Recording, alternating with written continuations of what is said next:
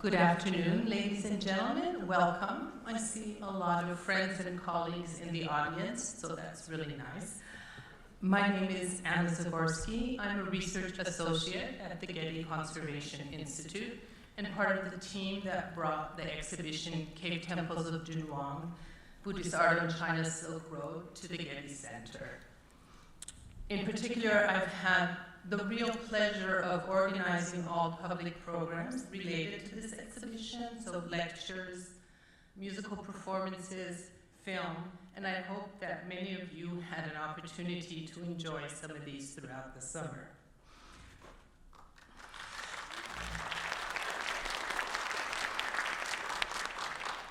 I take that as a yes, so thank you very much. I hope you enjoyed them as much as I enjoyed organizing them for you. Our lecture this afternoon is the last in a series of 4 that is presented with the support of Mr. Andrew and Dr. Peggy Chung of the Panda Restaurant Group. And I would also like to acknowledge the exhibition's presenting sponsor, the Robert H. N. Ho Family Foundation, for their support of this truly extraordinary exhibition, which includes the 3 full-scale replica caves on the plaza, which I hope you had an opportunity to visit, the immersive experience of the wall paintings and sculptures of K45, and then a selection of really beautiful and rare objects, including paintings on silk and manuscripts originally from the library cave at Mogao. Many of these objects have never been exhibited in the United States. They're still on exhibit in the galleries of the Getty Research Institute, still for 1 week. If you haven't had a chance to visit the exhibit yet, you still have time. Please don't miss it because it's really extraordinary. Before I introduce our speaker, I have one request. If you haven't done so already, please either silence or turn off your cell phones.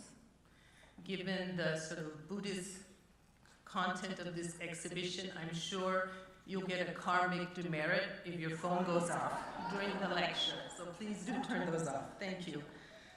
Now, it is my really great pleasure to introduce our speaker for this afternoon, Dr. Neville Agnew, Senior Principal Project Specialist at the Getty Conservation Institute, one of the exhibition curators, and a very valued and much respected colleague. Neville, bad karma. Neville Agnew has led or participated in many of the Getty Conservation Institute's projects around the world. Currently, this includes the conservation and management of the tomb of Tutankhamun in Egypt, the Southern African Rock Art Project, and he has been the lead on all the Institute's work in China since joining the Getty Conservation Institute in 1988. His association with conservation in China has resulted in a number of awards. These include the Friendship Award of the State Council in 2000, the International Scientific and Technological Cooperation Award of the People's Republic of China in 2005, and awards from the Gansu province and the Dunhuang Academy. Neville holds a PhD in chemistry from the University of Natal in South Africa.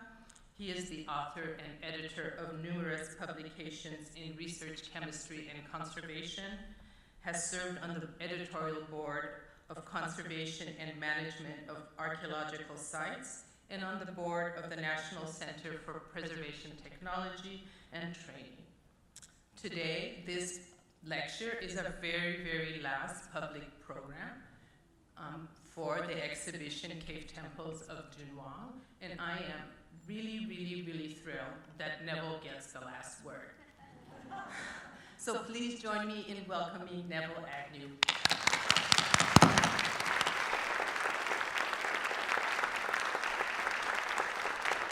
Don't go away. Don't go away.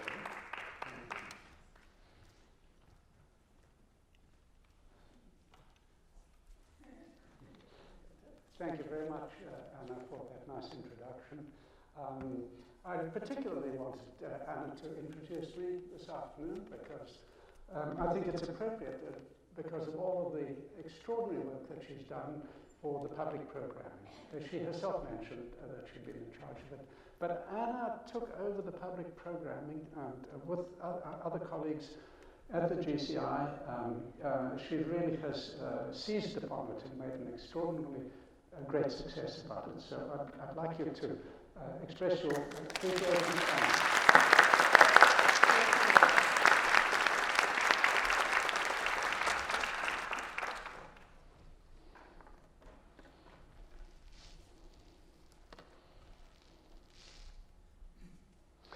So, welcome to the Getty on this fine, warm Sunday summer afternoon. For this, as Anna said, the last lecture on the 4-month exhibition on the cave temples of Dunhuang.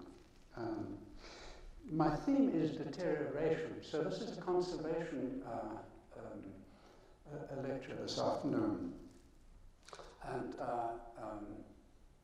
we will see, as I go through the lecture, the extent of deterioration and damage that's occurred at this wonderful World Heritage site of the Mogao Grottoes. They're Buddhist cave temples at Dunhuang. And just so I'm clear, and I have to spend a few minutes orienting those of you who don't know really much about the site in northwestern China. The Mogao site is the cave temples, and nearby the city is Dunhuang. So sometimes they're used interchangeably, but bear that in mind. When I say Dunhuang, I mean the town. When I say Mogao, I mean the site itself, the cave temples. So that's the focus of our talk this afternoon. And we've been working there for 28 years consecutively. It's the longest enduring collaborative project of the Getty Conservation Institute with any foreign partner, and it's been a great success. The cooperation has truly been extraordinary. We've had support from the Chinese central government, we've had support from the Dunhuang Academy, which is the entity that takes care of the site, and it's been a very harmonious and productive project. Really lovely in many ways. I should just say a little bit also about conservation. And it relates to the title. Conservation is a futurist activity. We really want to save what's of the past for the future. So we're looking to the future and we intend to save it. So that's why the strange title I have, The Care of Time and Dimensions of Conservation. I hope that becomes clear as I go along. We use the word care in two senses in the English language. One is take care of something. That's conservation. The other is, careworn. And that is deterioration. So in those two contexts, there's a relationship in the title about the extreme beauty of the site and the extreme damage that's occurred to the site over the centuries. And this is a site that was started in the 4th century and lasted until the 14th century when the site was abandoned. Now, I've got a lot of slides to show you, so I'm going to go at a fairly brisk level. I'll just point out to you the centerpiece of the site is the 9-level temple. And if you walk into the GRI, Getty Research Institute, where the portable objects are on display, and you look up as you go in the door, you'll see the giant image of the Buddha housed in the 9-level pagoda. It's 115 feet high. I think we should realize that in China there's an enormous diversity of cultural heritage, and this is no surprise because China has had a civilization, of course, that goes back 5,000 years. It's a country also that is just slightly larger than the United States, so it's an enormous country. And we can see here some of the wonderful sites, many of which are known. The site we're dealing with, of course, is the Mogao Grottoes. That's the centerpiece there. And related structures are this one, I'll come to that, and that one, and some of the images from Mogao here. But other sites, of course, are the Great Wall, and Confucius's birthplace, and the terracotta warriors. And so there's just a huge range of sites. These are all national historic sites, of which there are probably 700, plus 50 or more World Heritage sites, and many, many, many thousands, hundreds of thousands of regionally significant archaeological and historic sites. Now, what's so significant about the Mogao Grottoes is that it was one of 6 sites that was first nominated by the Chinese government in 1987 when China joined UNESCO's convention. And it nominated 6 sites for World Heritage status. And Mogao Grottoes was one of them. And by grottoes, I mean the cave temples, so I'll use those words also interchangeably. The others were the Palace Museum, or the Forbidden City in Beijing, the Great Wall, of course, the Mount Tai, the Xi'an terracotta warriors. So the Mogao Grottoes is at the very highest level in China in terms of significance. And its significance rests on 2 pillars, and you have to remember this all the time. The one is the absolute beauty of the wall paintings in the shrines. All of these cave temples or grottos are hand-cut. I mean, they are excavated. They're not natural caves, so don't think that. And they're various sizes, as we'll see. The wall paintings are one of the glories of the site, and there are 500 decorated, as close to 500 as makes no difference, 500 decorated cave temples at Mogao. The other claim to fame, and it's no shallow claim, it is an extraordinarily important claim, is the documents, or are the documents that came out of the library cave, Cave 17, and are now in institutions principally in Europe.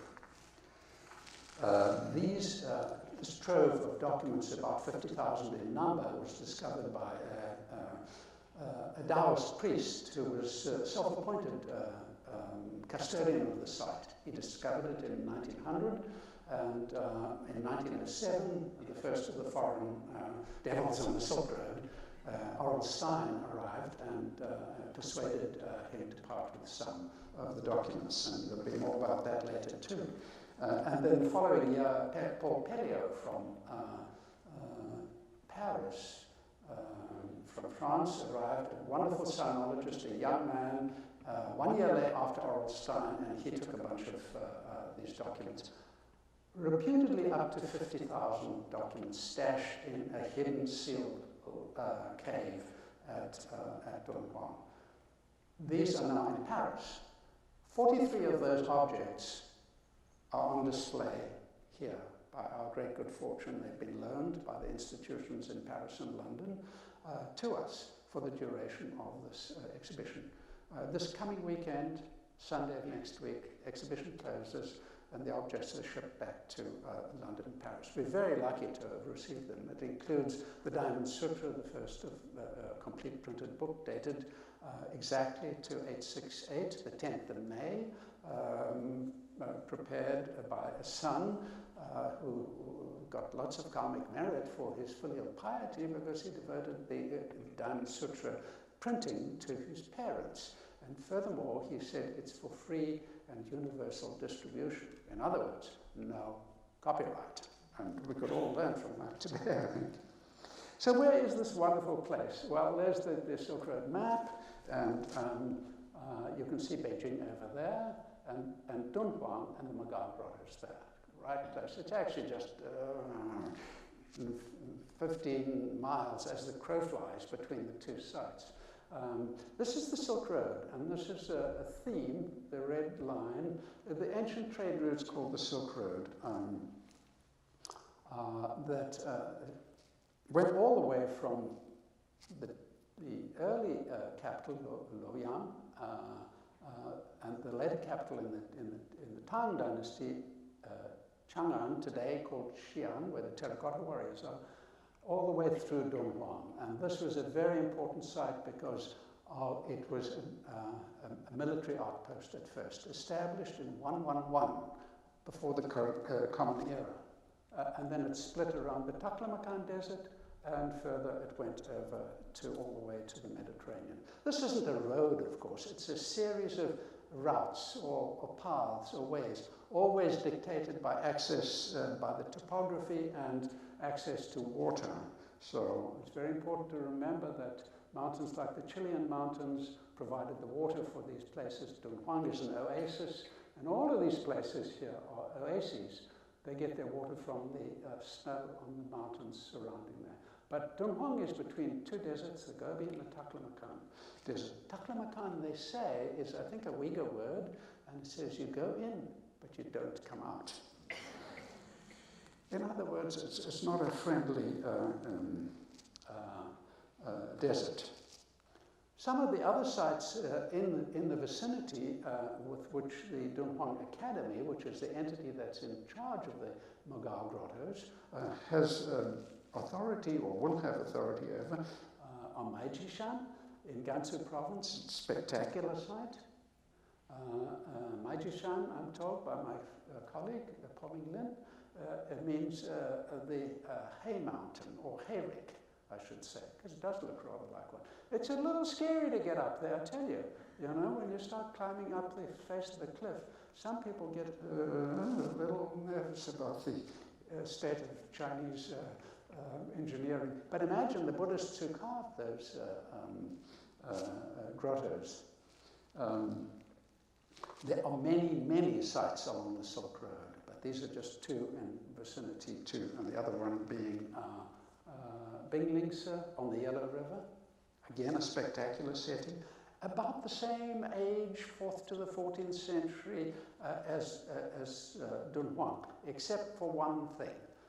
This site and the previous one, Mingsha Shan, were never abandoned, but Mogao Grottoes was abandoned. And there's a third one. Some of them are small, like Matisse, horseshoe grottos. They're all excavated. They're all cave temples. They're all none of them are natural, and they all function as devotional shrines. And they're all decorated with painted sculpture and wall paintings. But none is as spectacular as the Mogao Grottoes. In fact, the word Mogao means peerless, without equal, and nothing better. And it's not just a question of size, but because of its extraordinary significance on the Silk Road. Because, as I mentioned, Dunhuang was established in 111 before the current era as a military outpost to guard against incursions from the nomads from the steppe to the north. So once Dunhuang was established, it served as a base of security, if you like, and stability, so that trade followed, and then Buddhism followed, coming out of India. The Buddha had lived in India in about 500 BCE, and gradually, following the trade routes, Buddhism spread right across China, coming through Dunhuang. So Dunhuang being an important nexus, node, if you like, on the Silk Road, became a Buddhist shrine, and the first of the grottos or cave temples was cut around the 4th century, and over the next 1,000 years, the 500 were excavated. Now, what are these structures? This is the Jade Gate, just to the west of Dunhuang. It's like a command post or like a customs post. The Chinese kept very close records of who came and went into their kingdom through Yumenguan, or the Jade Gate. And these structures, not very attractive perhaps, but nonetheless very significant, relate to the Jade Gate. This is part of the Great Wall of China, but it's Han Dynasty. So it's even earlier than the Great Wall that we see at Beijing or other places, built out of mud and layers of fabric. Every now and again there would be a tower which fires were lit at when the enemy approached. So there was a quick way of communicating. Smoke by day, fire by night. So from one to the other line of sight, it was possible to communicate that the enemy is coming. Of course, this didn't really work like all walls to keep people out. They don't work. Even some walls that are being built today or being proposed today, they're not going to work. It didn't work then, it didn't work now. But today, when Dunhuang closed in the 14th century by imperial edict and the Silk Road withered, the whole of that area, Dunhuang and the cave temples, were abandoned. And for centuries until the late Qing dynasty, when China re-expanded to incorporate this part of into China proper. So let's have a look at some of this wonderful site, and just some images to show the landscape in the summer and the winter.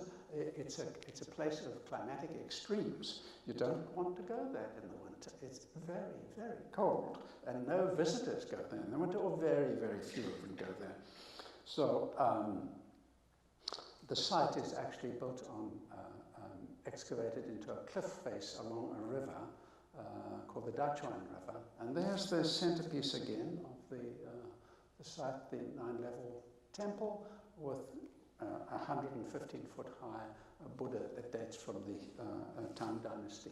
In the summer, it's really a severe desert. And these are stupas from deceased monks built in front of the site.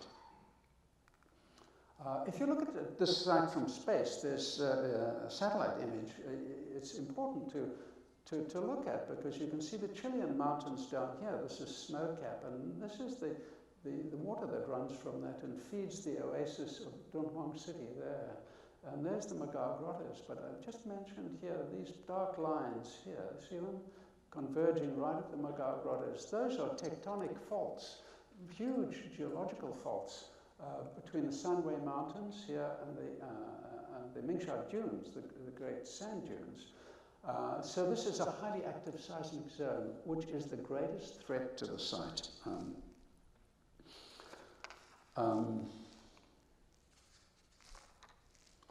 This is what the Chilean mountains look like if you drive a few hours south of Dunhuang. They're 15,000-foot high mountains, permanently snow-capped with glaciers, and very beautiful, but very, very austere and extend for hundreds of miles. Now coming closer in, again a satellite image of the site itself. We're looking straight down on the site now, and you can see again the 9-level pagoda. It's right there, and this is the site. Along this line here, the cliff face, there are the 500 caves. There are actually a few hundred extra caves here that are not decorated, and they're called habitation or meditation caves. Here are the sand dunes here, and they're the Mingsha Mountain, the Sanwei Mountains. This is the river, and this is the sand fence that we built when we first arrived on the site. Again, looking towards the west and the snow-capped Sanwei dunes. Sorry, that's Mingsha dunes. This is the sand fence that we built to control the sand, because sand had been a tremendously difficult problem at Dunhuang for a long time. It had not been possible to really solve the problem of sand. And you might think, well, what's the deal with sand? Well, the fact is that the sand is ceaselessly blown over the edge of the cliff. And in so doing, it creates two problems. One is the accumulation of sand. In the period of abandonment, all of the lower cave temples were buried. The entrances were buried by sand. And the other is it abrades the upper part of the cliff. And third problem is that you've got to spend a lot of manpower to sweep up the sand. about 2,000 cubic meters per annum. Well, that's about the size of a football field buried to a depth of about 4 feet in sand. This is the annual load that had to be swept up and moved by hand. Even today, of course, one gets serious sandstorms. This was just taken a year or so ago, right at the entrance, and these sandstorms can come up very quickly. There's the main entrance, the pilo, or the kind of traditional gate entrance to the site. And these people are fleeing rapidly because the sandstorm came up very quickly. I don't know what she's doing carrying that plant. She shouldn't have been stealing plants from the site, but you know, maybe, who knows? We didn't stop to ask. We just took the photograph. This is what the sand does to the upper level caves. It just erodes to the point of the ceiling being so thin that it collapses. Now, the Dunhuang Academy had really tried a lot to seal this, because when you have a hole in the roof, of course, sand comes in, water comes in, it utterly destroys the wall paintings. So this was another problem. After the sand fence, we dealt with this, and my colleague Po Ming Lin worked with me to develop a special lightweight panel to install in the ceiling and solve that problem. So our collaboration with the Dunhuang Academy initially for the first 5 years or so was to look at the site as a whole and say, what are your major problems that you can't deal with, and can we help? And indeed we could. We could help with the sand, we could help with the thin roof caves, the collapse. So technical interventions like that. Later on we transitioned to others which I'll come to. But early on it was like, get the site in order and stabilize the site, because there are huge impacts on the site from the natural environment. And some of these we've dealt with, others that the Dunhuang Academy has dealt with too. Violent flooding has been another impact on the site. And increasingly in recent years, there have been tremendous floods. They come down very suddenly. And the Dunhuang Academy itself has had to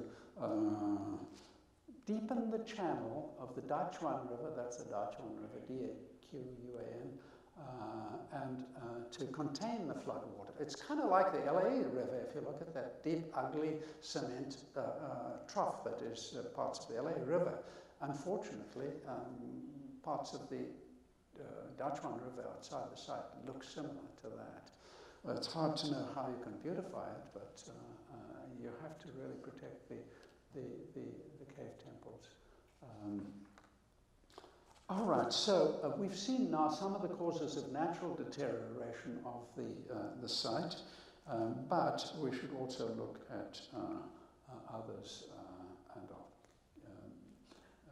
talk about this next.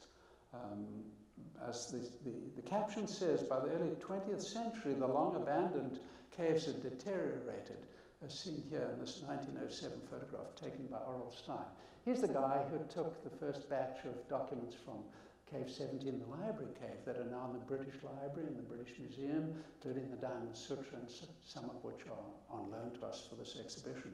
But you can see here that there's been collapse of the cliff face, cleavage of some of the cave temples, and long abandoned. It was abandoned, the site was, in the Ming dynasty, say the 14th century, by imperial edict of the Ming emperor, who closed the Silk Road. So the site was abandoned. And the Buddhist temples withered, and people moved away. In fact, the site just became a derelict site for centuries. And this is what it looked like. But by 1907, the little, sorry, before I get onto that, this is Oral Pelio, the sinologist, came 1 year after Stein. There he is, in situ, in the library cave, and all of those rolled scrolls are there. And he's looking at them, and he's taking the very best of them back to France. He's about to do that. They say he was a much better linguist than Stein, so he could pick the best things. But Stein got there first. Stein himself was an Hungarian, and but he worked for the British. He came out of India. and he worked for the Archaeological Survey of India, which means that the Archaeological Survey of India in Delhi has now got some of the stuff that Stein collected. So the documents that came out of Cave 17 have been widely dispersed, not only in France, but also in India and in other countries, including Russia, because around 1913, Sergei Oldenburg arrived from Russia, and Count Otani came from Japan, and they all had a go at Cave 17 and its fabulous library cave. And so the documents are now dispersed, I'm told, by the Dunhuang Academy to some 60 different countries around the world. So this is a very difficult thing to keep track of. But the important thing is that the documents have engendered an entirely new field of study called Dunhuang studies, because these documents are in some 12 different languages, and it's not just Buddhist documents. There are all sorts of documents, including contracts and letters, and the paintings on silk, embroidered silk. Who here has seen the exhibition? Who has not seen the exhibition, rather? You've all seen it. Great. I hope after this you will go and have another look, because there's always more to see there. Who here has been to the Mogao Grottoes? Quite a lot of people. Good. Well, you know, if you want to leave now, you can. I'm just joking. Another problem that struck the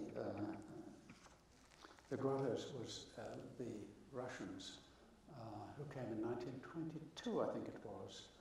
And they were fleeing the Bolshevik revolution, and they occupied the caves. Or I think they were told by the Chinese authorities at that time to overwinter in the caves.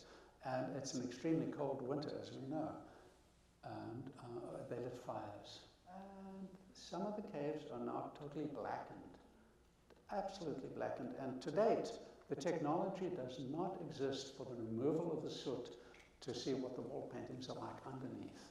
So if you do remove the soot, you damage the wall paintings. And so our approach has been to do some limited research on test samples to see the feasibility of removing the soot.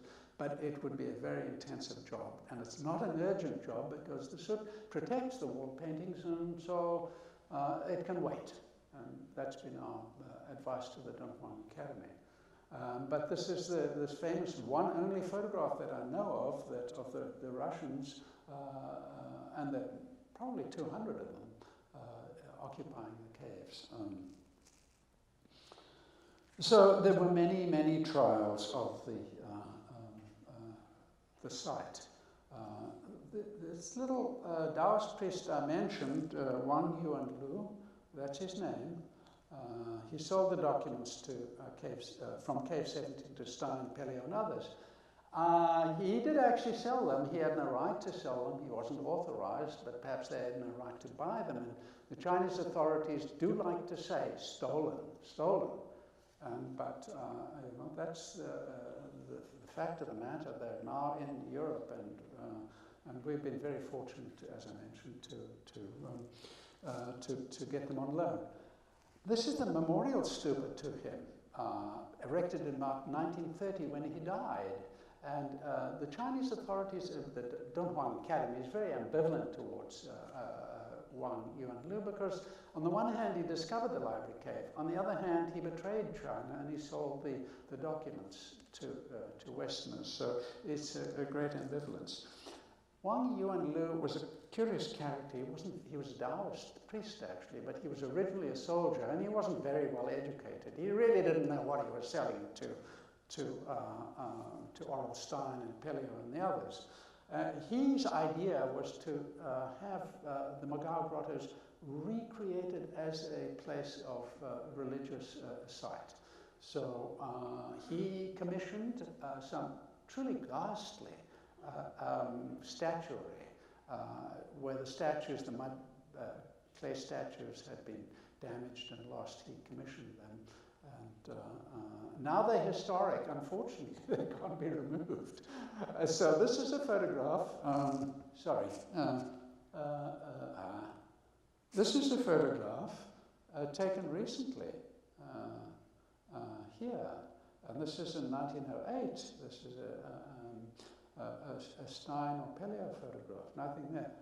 Between then and then, this happened. We don't know what that, but I think it's commonly attributed to the efforts of Wang Yuanlu.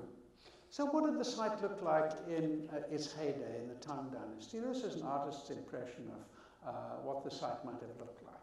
Imagine a mile long of cliff face with about 500 cave temples decorated with glorious wall paintings.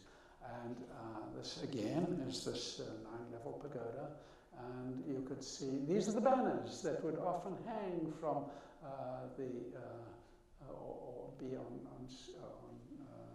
posts. And you can see some of those in the exhibition. They're very beautiful silk banners, of course. But the cave temples had cave fronts, of course, and these are the ones that are gone today. And if you think back to the image of Oral Stein when he came in 1907, there are basically no cave fronts, wooden cave fronts, but at that time there were many. So it was a thriving religious and site in the Tang Dynasty. The Tang Dynasty is from about 618 to 907 current era. Today the site looks like this. This was the facade with walkways that was built in the 1960s for several reasons. One was to stabilize the cliff face. You saw how fragile it was. It's concrete, it's got a kind of pebble finish to it, and there are walkways that allow one to get into each cave. Security doors, because there have been thefts. In fact, in 1935, the last recorded theft was noted. A journalist whose name was Parsons snuck into one of the caves, and he was caught in flagrante delicto with a little bodhisattva statue under his coat as he shifted to try and get to his car. And he was escorted under close from the site under close police guard. So, and even when I started working there in the first few years, at the northern end, a local person, cut out some of the wall paintings. He was caught and came to a bad end. So they need security doors, and the site is, that's what it is today. It's not such a bad job for the 1960s, I would say, and it serves its function. So let's go and have a look at some of the art of Mogao, and I'll just show you a number of pictures from the art. This is Tang Sculptural Ensemble. You would have, those of you who have been to the immersive experience, you would have seen Cave 45, and you would have heard the discussion there. This is another example of the glorious Tang sculpture. It's very beautiful and vibrant, and the colors are magnificent. Of course, a lot of it is damaged because it's clay-based. It's not stone. It's not painted stone. There's no decent stone there. The cliff that the caves are cut into is poor quality, very easily excavated, Jeffrey, easily excavated conglomerate stone, and it's not suitable for carving. So they used the mud from the river and modeled it around an armature of clay, sticks and reeds to create this lovely sculpture, using the same pigments and same techniques to paint the sculpture as the wall paintings. But remember, it's a seismic zone, so a lot of these sculptures have overturned in the past, and once they crash down, the mud breaks, they're irreparable.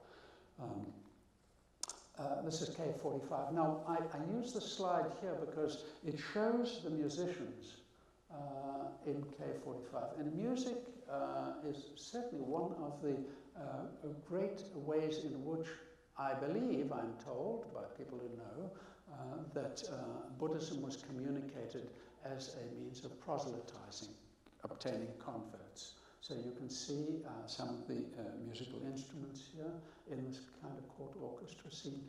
I also heard from Tan Dun when he gave a lecture here recently that he'd counted some 40 different instruments from the wall paintings at Dunhuang. There are other scenes like wedding scene and scenes of daily life in the caves. Now the style is very different. Cave 85 you saw is Tang Dynasty. This is a Wei Dynasty painting earlier with color change, which you also see in the replica caves on the plaza here, notably in Cave 320, when they used a lead-based pigment for flesh-colored tones, lead white, for example. Over time, in the presence of light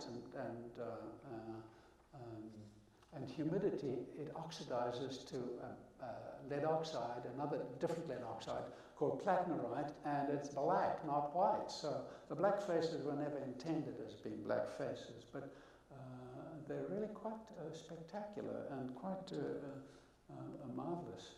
In Cave 285, you would have seen the replica we have here, Feitian, which is, Feitian is an apsara or apsarasas, in other words, a heavenly being, like an angel that zooms through this, through the air. And there's another one also from Cave 285, so you can actually see these in the replica cave at 285.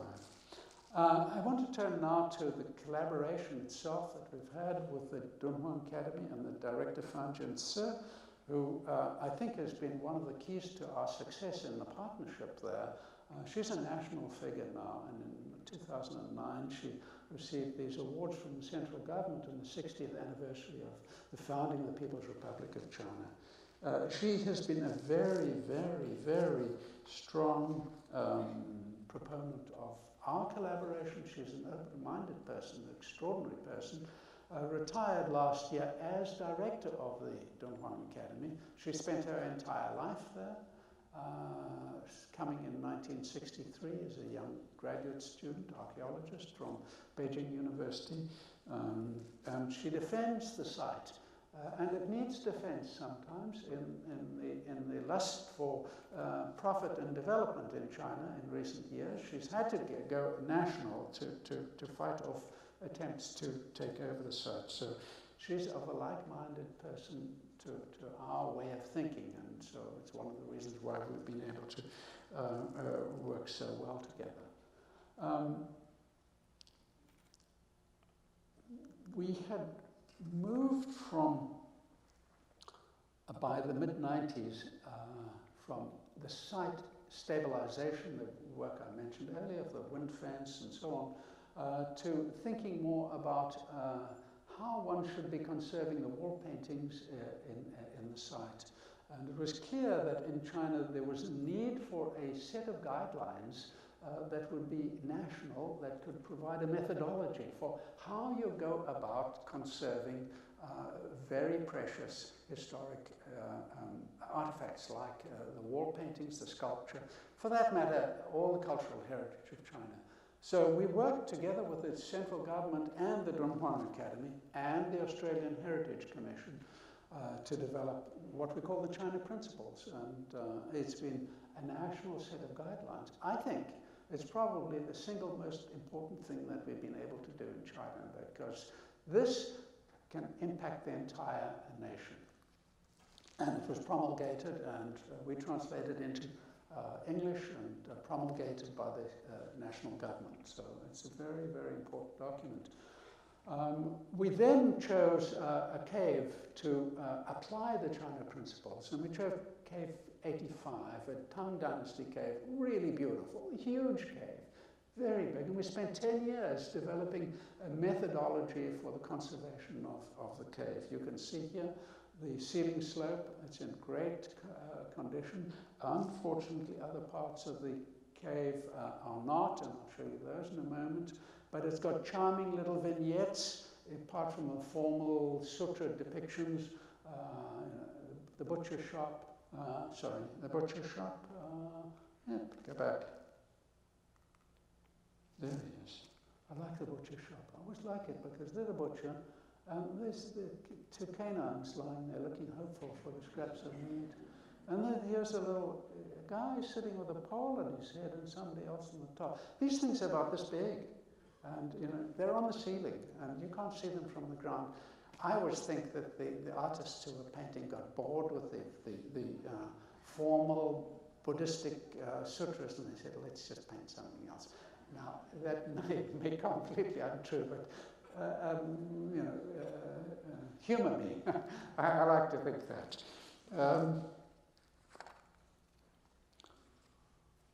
There are problems in Cave 85, as there are in all of the cave temples. And it's no surprise, given the fact that for centuries the site was abandoned, and the sand came in, and the flood came in, and water affected the wall paintings. Some of the paintings faded. You can see a seat for the. This is a kind of courtship scene. He's sitting on something, and you can see this again in different kind of lighting. Ultraviolet light, for example, will bring out the fading. But then, more dramatically, there's just the loss, such as here, of painted plaster, or the effect of salts coming out of the walls.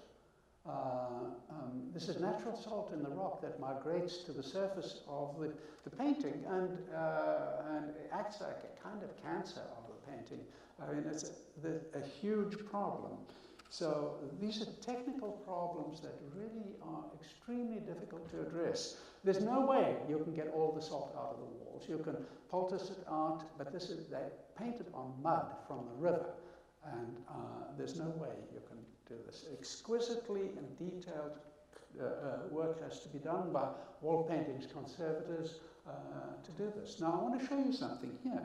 This is a slide that I love to show because it was put together by my colleague Laurie Wong, and it shows you the dimensions of conservation, at least one of the dimensions. So go from left to right. There's the rock, and there's some of the painted plaster. This is a piece that fell down. And then expand that to there, and you can see there's coarse plaster, fine plaster, and there's still a layer of paint there. And then expand that little area over there to there, and you're seeing the ground layer and the paint layer. And the paint layer is 5 to 50 microns thick, about the thickness of a page of paper. This is what we try to preserve, right? And conserve and save for the future. Conservation being a futurist activity.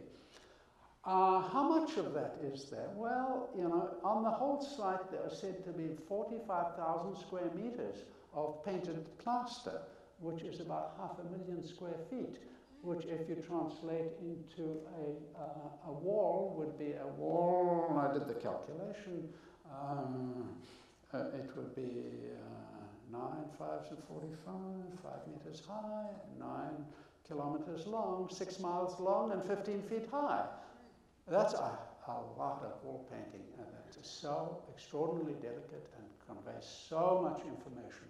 So this is the challenge that is faced not only by us, but more so by the authorities at Dunhuang Academy. There's Laurie, and she's working in Cave 85 with, we like to say, non-invasive analysis, this device for recording the condition of the wall paintings. And when we finished the project, we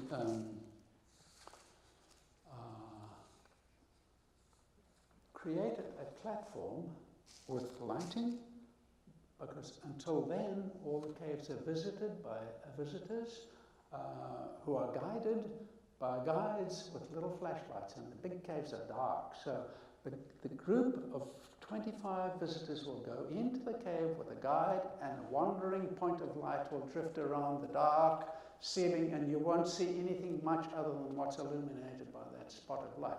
It's not very satisfying, I tell you. And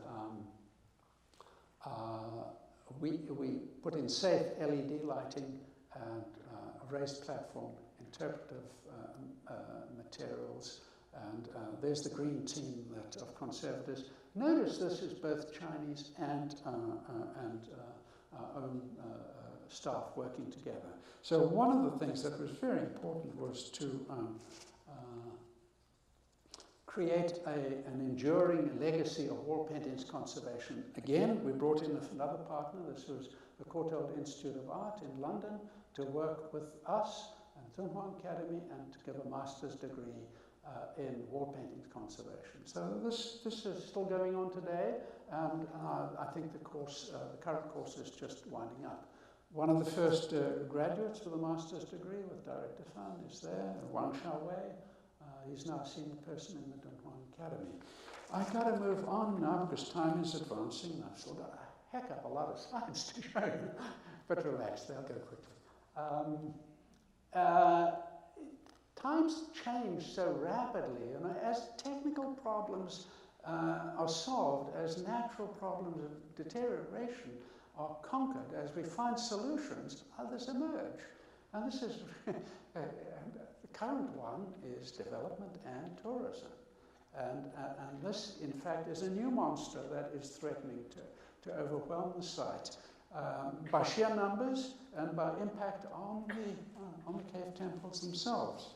So, look at the overflow parking at the site down there, and the crowds that gather, particularly in October when the holidays are there. These are in 2011. There's the visitor statistics, around 700,000 visitors, and that's 2011, 2015, 1.2 million visitors. So the growth is exponential, and it's all Chinese national visitors. The number of foreigners has stayed the same. It's less than 5% of visitors. So it's just the growth in wealth in China has been phenomenal. And the other point is that they come in the summer because they don't want to go in the winter. And so the site is overwhelmed. Well, the Dunhuang Academy is pretty clever. They've solved the problem, and we've worked with them. They've developed an off-site visitor center, which opened the year before last. There you can see in the background, I might just point out, there's the dunes, and the site is back over there. It's about 10 kilometers away. But this is architecture by a Beijing architect is supposed to represent the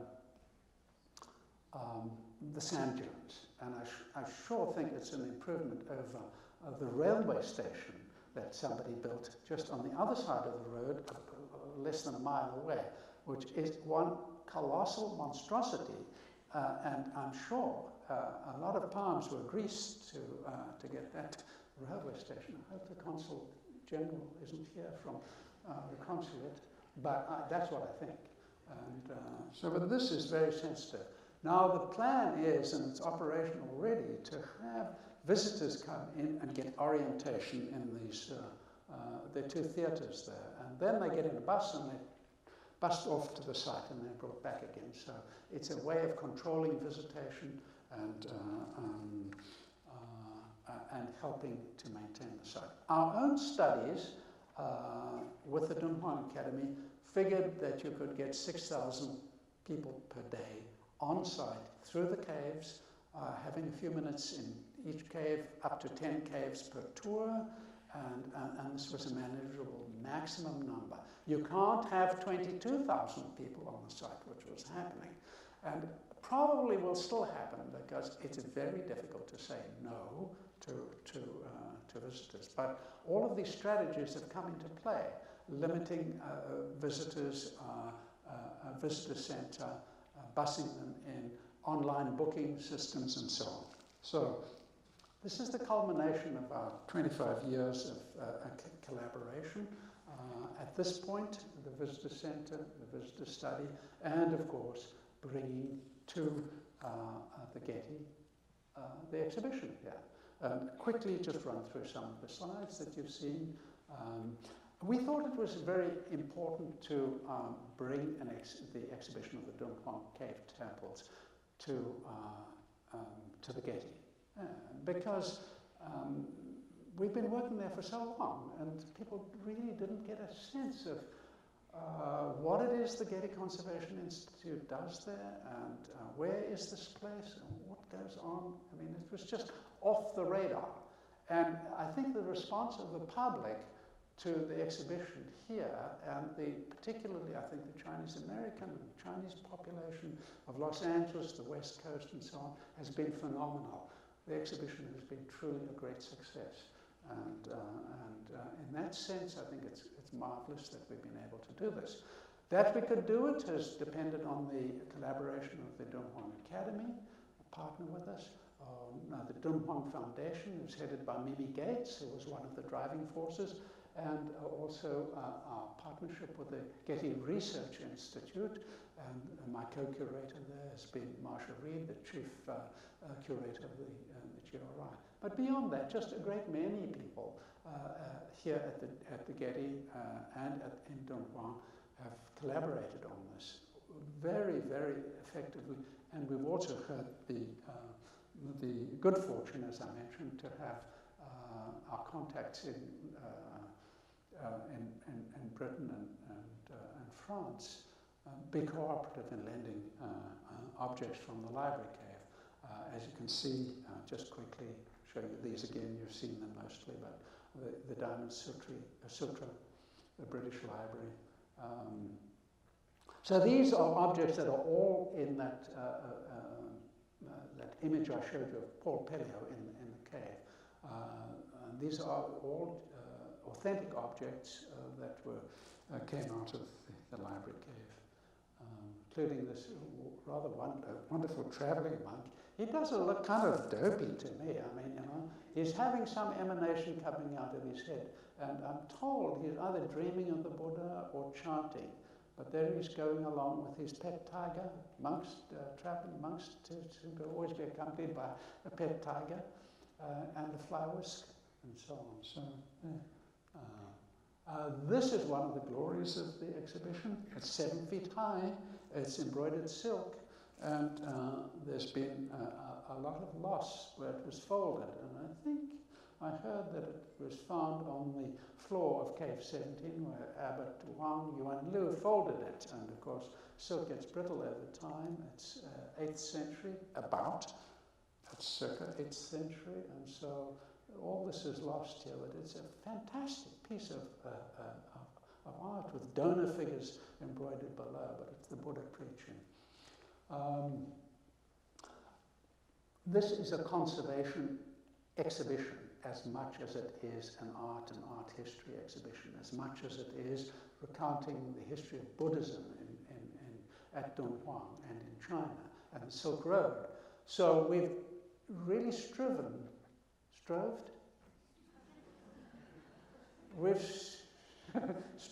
if you like, to integrate conservation as one of the themes. And so we can see, we show how the wall paintings are made, the rock, the mud plaster from the river, the ground, the underdrawing, and the pigments. We also have an example of the pigments. Also the history of Dunhuang, the early days. I mean, the photographs are really extraordinary. If you have a chance, go back and see some of these photographs. They really are 1944, when the Dunhuang Academy was finally founded, and finally somebody was there to take care of the site, which had been pillaged since 1907, 1908, 1913. Langdon Warner came. If you Cave 320 replica here shows where Langdon Warner from Harvard took to the sections of wall paintings. So.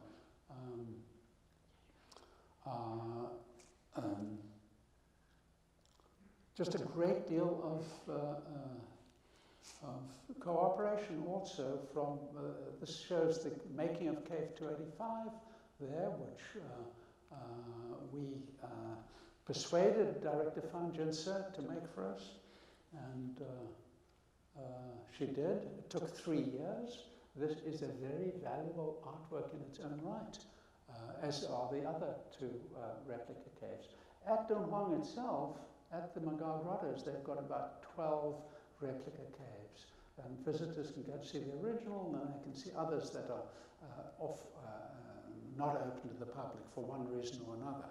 So it's a way of enhancing the visitor experience.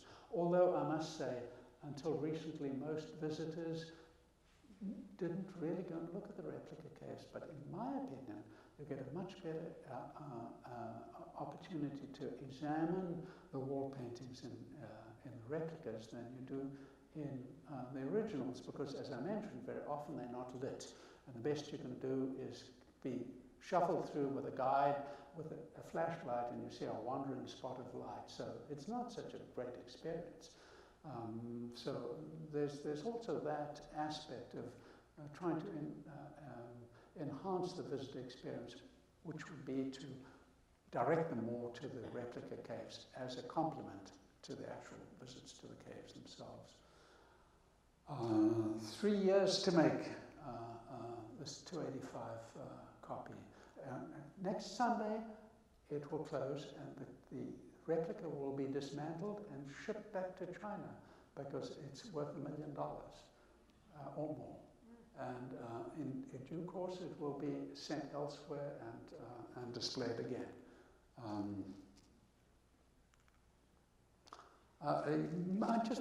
You won't realize that these, from visiting the replica caves, that they're on a shell that is built, and then the painted paper, these on paper, mulberry bark paper, and there they are in the studio painting part of the Cave 285 replica. They're hung on the wooden panels, can be taken off and rolled up and shipped back. Of course, we have also, you would have seen the immersive experience done by UNESCO, which was a very interesting complement to the display of the ancient and the modern, and replicas, both handmade and the current digital electronic version.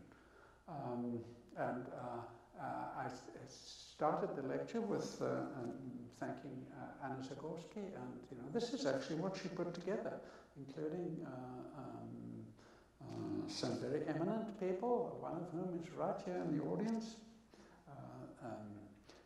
Peter Sellers, and Tan Dun gave a talk here recently. We had a symposium in collaboration with UCLA, and just last week I missed it myself. I'm very sorry about it. I heard it was a fantastic evening, the Cave of the Silken Web. And so we have a catalogue as well, of course. I hope you bought a copy. It's not too late. You can get them at the shop. And finally, I wanted to wrap up by just spending one moment looking back to 1988 when I first went to China, and this is what Beijing looked like then. Now, I don't have an image of what it looks like now, but I know that you can, without any doubt, imagine what it looks like now, because for every bicycle, substitute a car, and that's Beijing today. It's just a modern city that is, has burst forth upon the world in the last 25 or so years with a growth that has been phenomenal. The Chinese desire to catch up with the world has been really extraordinary. And you could even see adopting new ways in 1988 in Beijing. So with that, xie.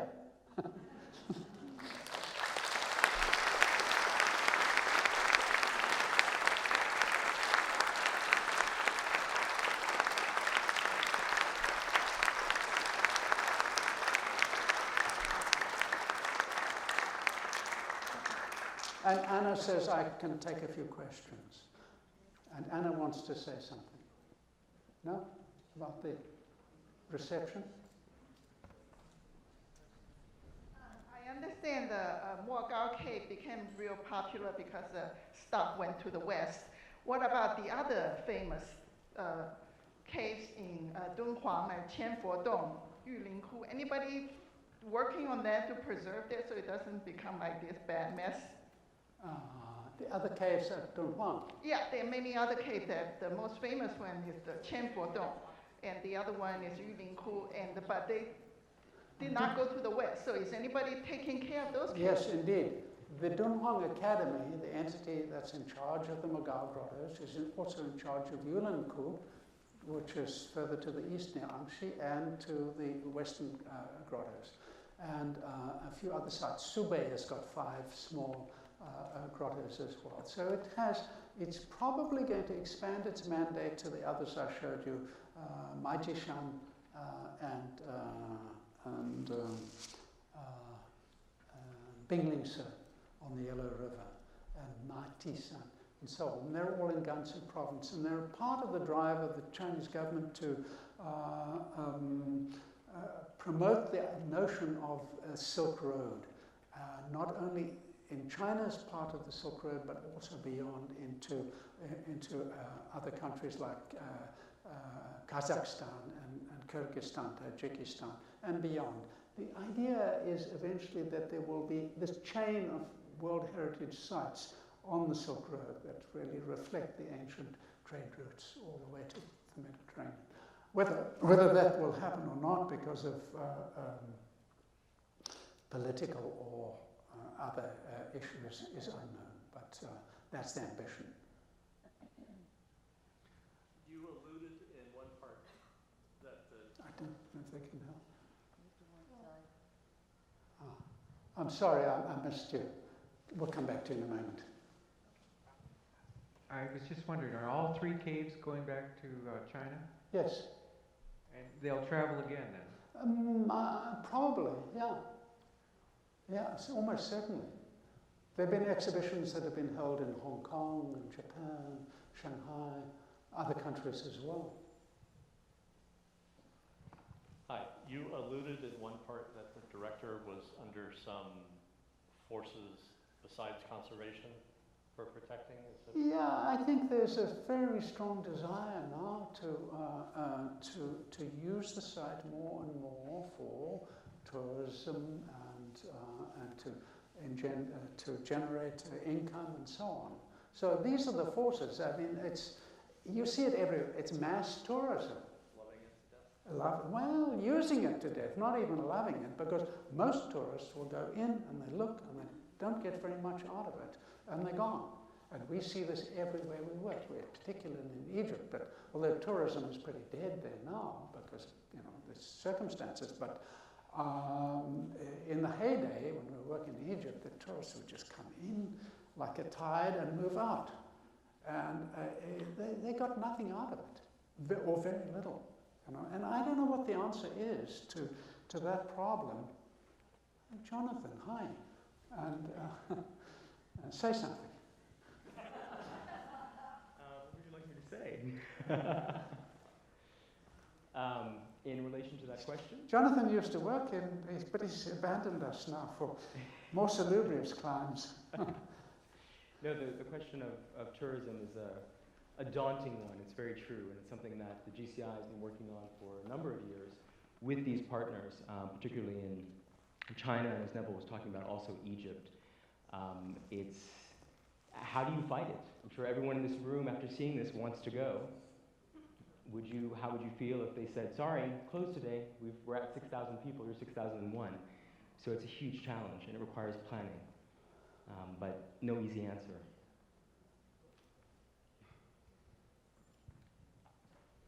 We'll take one more question, and then I'm going to invite all of you to join us on the terrace for a reception where you can continue this conversation.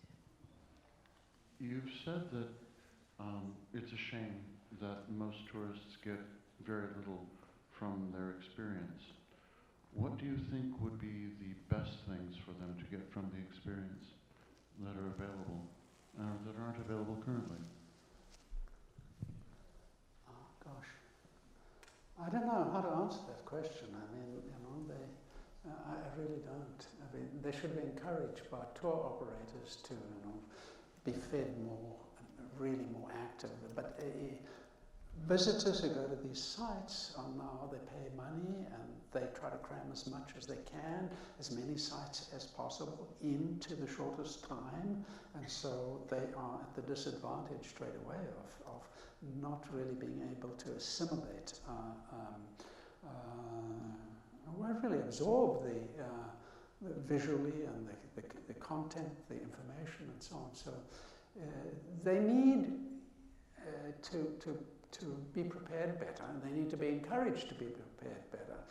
And I think, in my opinion, would be, and it's totally impractical, raise the entry price, make it much higher, and restrict visitors in that way. And people who really want to go can perhaps qualify in other ways by showing that they have a knowledge that would be allow them to benefit from the visit. So there could be a double stream or some such way, but the present system is not very sustainable, I think, globally. I mean, places like Machu Picchu as well, they're just overutilized. Okay.